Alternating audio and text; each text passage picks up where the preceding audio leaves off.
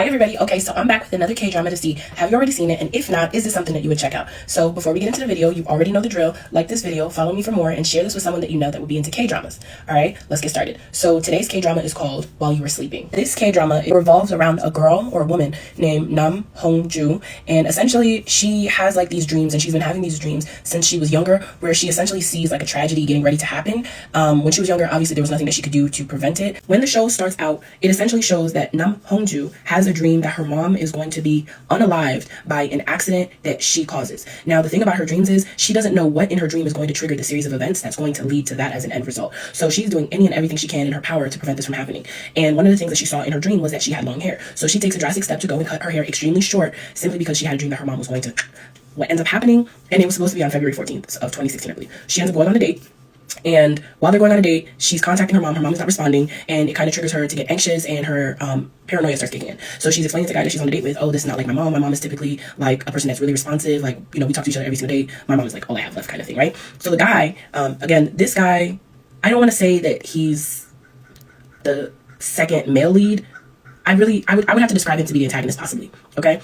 So this man essentially says, hey, like, no worries, let's go. And as she's getting ready to drive out, he says, do you even know how to drive in the snow? Her not thinking of it, she kind of says no. He says, hey, don't worry, I will drive you. Now, as they are driving, the mom eventually like answers, and the mom says that she's okay, and that, you know, this young man, you know, found her phone because she had forgotten her phone and brought it to her and dropped it off to her. Now, in the event, after she finally spoke to her mom, the guy is still, you know, speeding, and he ends up hitting a guy about to cross the street. Now, in hitting the guy about to cross the street, the airbags kind of go off, and she loses consciousness. Nam Hong-jun, by the way. Nam Hong-ju, sorry. She loses consciousness, and in losing consciousness, all she knows is that she wakes up in the hospital, and her aunt, so pretty much the dream that she had is happening, and her aunt is essentially saying that her mom didn't make it, you know, the accident that she was in is the result of why led to the mom dying, okay? And now, what we learn about this is, because Nam Hong-ju was in the accident, the man who was driving claimed that he was not driving and she was driving. And so when they're doing the investigation, they're waiting for her to wake up, and they can't. Her mom is working excessive hours trying to keep up with the hospital bills, as well as compensate the family of the deceased that she was responsible for, per, you know, what was said.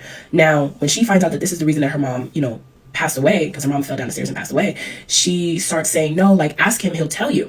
And that's when the detectives and the prosecutors, they essentially let her know, he's the one that told us that you were the one driving. So now our girl is getting anxious, because she's just like, I know I wasn't driving. Like, I recall, because I opened my eyes, I was in the passenger seat the whole time. It wasn't me. And nobody's willing to believe her. And she essentially says, it was him. He was driving, not me. Why won't anybody believe me? So her mom's already gone. Her dad's gone. She has nobody left in this world. And now she's getting ready to go to jail for something that she did not cause. So our girl feels like she's at a corner with nowhere to turn. And what does she do? She jumps off the balcony.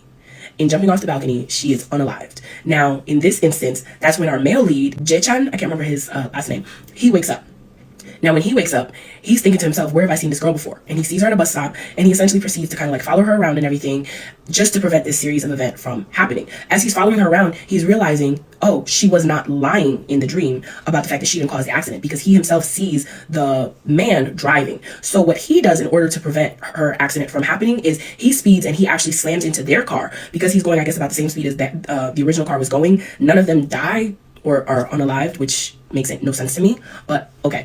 Ultimately, it results in the man who had been unalived in the first scene or couple scenes, he does not pass away anymore, and I would say that that fate has been transferred. So now, another part of Nam Hong-ju's dream happens where she's essentially getting out of the car. She sees the guy that just, Jae-chan, and she runs up and she hugs him and she says, I believe you. And essentially, it's this moment right here where he's saying, hey, you may not believe me, but you were about to hit this man and it would have resulted in her going to jail.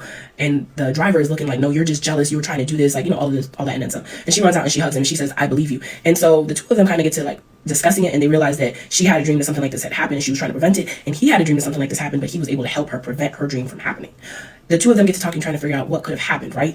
When all of a sudden, the guy that did not pass away from the accident, he starts showing up. He's actually a police officer. He starts showing up, and ultimately, he had a dream that something bad was going to happen to one of them. So in them saving him, now he has this same skill and capability. So it kind of throws them off, because they're like, what is going on here? Like, why are we all able to have these dreams in which we're able to see what's going to happen to the other person?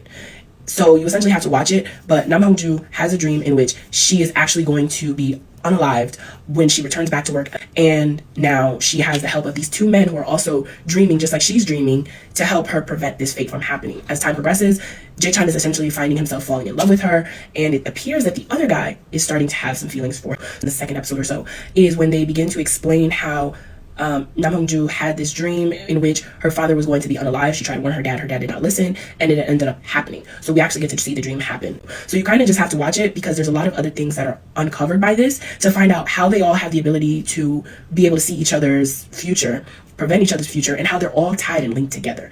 The entire story was crazy. Personally, the actress is not really my favorite, but I would definitely recommend that you guys check this out. And as always, thank you so much for watching this video. If you've already seen it, definitely let me know in the comment how you felt about it. If you haven't seen it, definitely let me know if this is something that you would check out. Thank you so much for watching. Okay, thanks. Bye.